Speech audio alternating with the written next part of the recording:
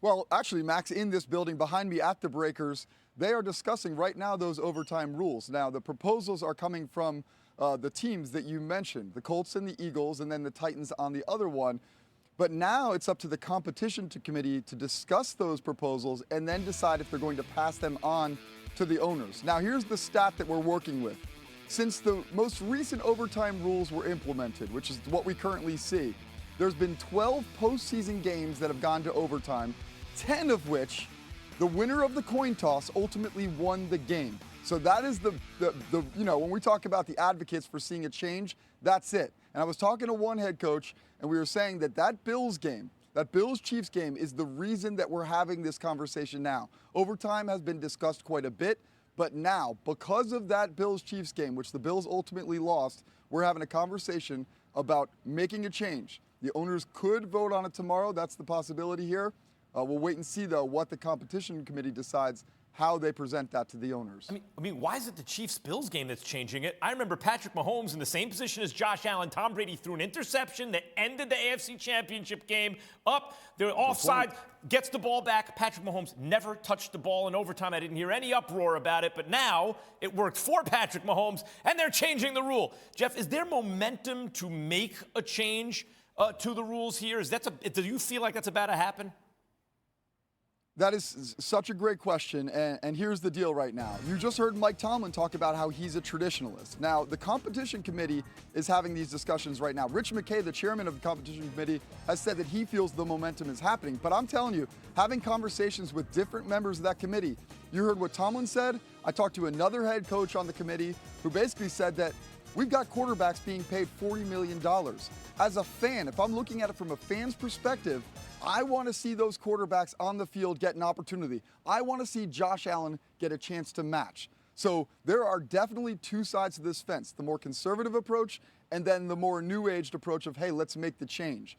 If they can get to a consensus in the competition committee, they'll present it to the ownership, and then they need 24 of 32 owners to vote on it to make it an actual rule. But if they don't get that consensus, they could still table this until May. So the conversations that are happening right now in the Breakers behind me are very, very important, Max.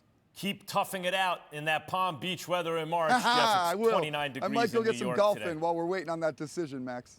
I'm sure. A pox on your house. Teddy Bruschi and Mike Tannenbaum join me now for more.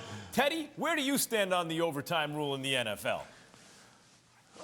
Well, let me first address the whole traditionalist thing and the sudden death and what Coach Tomlin's talking about. That's back in a time when football didn't favor in terms of rules and how it was officiated towards the offensive side. All right, since now the protection of quarterbacks, the uptick in calls of illegal contact defensively, pass interference, not being able to be physical with them down the field, that makes it a more offensive game.